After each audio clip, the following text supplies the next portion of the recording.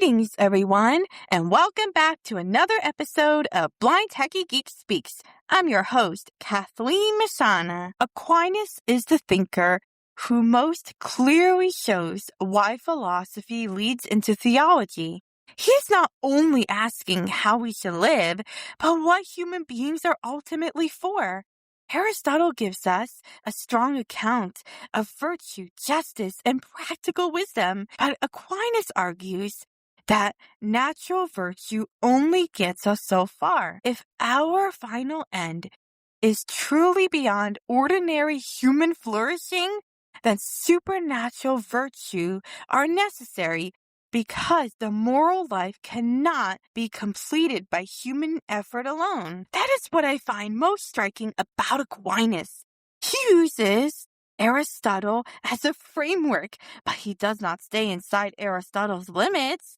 Aristotle still makes sense to me, especially when he talks about justice and practical wisdom. Justice is not just about following rules. It is about giving people what is due to them. Practical wisdom also makes sense because real moral life happens in concrete situations where judgment matters as much as principle. Aristotle seems right that virtue is built through habits and discernment, but Aquinas is right to ask whether that is enough for the full fulfillment of the human person. I also find Oderberg interesting because he treats morality as objectivity rather than as a matter of preference. That matters because it suggests that ethics is grounded in reality, not just in what someone happens to feel in the moment. In this sense, Oderberg is onto something. Moral truth is connected to human nature and human purpose, not simply to personal choice. My work as an Apple developer beta tester connects to these ideas in a practical way. I've been doing this for 6 years now, and it takes patience, attention to detail, and responsibility.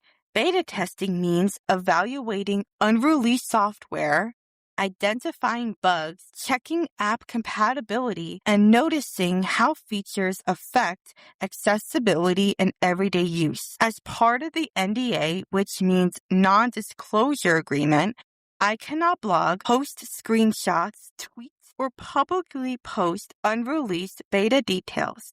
And I cannot discuss the beta software with people who are not in the program. If Apple has publicly disclosed technical information, then the information is no longer confidential. I can only publicly speak about public reporting and my own general experience using features that Apple has already made public. From the article I read on 9to5Mac, the most interesting change is Apple's redesign of screen time and parental controls in iOS 27. The new design gives parents a clear at-a-glance view of a child's device use, including weekly summaries of the apps used most often on a given day. Parents can also temporarily pause access or open access for a set period of time. And Apple says always allowed apps and content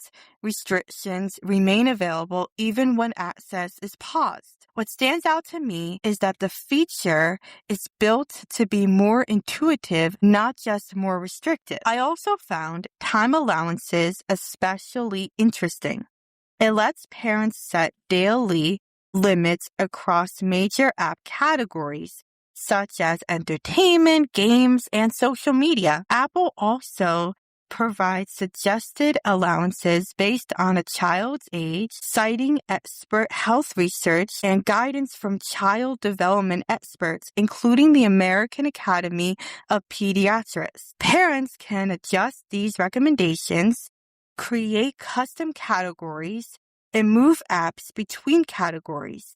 In my own testing, I enabled time allowances and used it with a game I play often, Trivia Crack. I set a 1-hour limit, and when the hour ended, the app locked me out. If I wanted to keep playing, I had to enter my screen time passcode. That made the feature feel concrete and effective because it clearly shaped use without it being difficult to understand. The schedules feature was also one of my favorites. It lets parents decide which apps are available at different times of day, including before school, during school, after school, in the evenings, and at night. I use the feature to keep distracting apps off during homework time while keeping the apps I actually need available. That is one reason I found the feature valuable. It supports focus and makes the device more compatible with real routines. I did not need to test every parental control option because some of them are more relevant to families with children, but I can still see why they matter. Ask to browse is another important feature from the article. Apple says children must ask permission before visiting new websites in Safari, and the request appears in the messages on the parent's device for approval. Apple says it is enabled by default for children under 13, and parents can also enable it for teens. Apple also says it blocks known adult websites by default for children under 18, and parents can practically approve websites including full links of sites. The feature also affects embedded content. So if something like YouTube is not allowed, an embedded YouTube video will not appear on an otherwise approved website. I did not enable the feature for myself, but I understand why it would be useful for families and why parents would appreciate the extra control. The new Siri features are also important. According to the public reporting, Siri in iOS 27 uses an advanced generative on-device AI model, a more natural-sounding voice engine, and sliders for pace and expressivity. That means users can adjust how fast Siri speaks and how much emotional tone it uses. Siri can also read personal context, see what's on the screen, and take action across multiple apps. I like the new female expressive voice because it sounds natural, like a teenager, and easy to listen to. And that matters to me as someone who relies on accessibility tools. I also think the ability to describe inaccessible PDFs is essential, useful because it makes the device more helpful in a real, everyday sense. What I think overall is that these features are meaningful because they shape habits, attention, and responsibility that connects directly to Aristotle, who would understand habits as central to virtue. Aquinas goes beyond that by saying that natural virtue is not enough and that human beings need supernatural virtues to reach their final ends.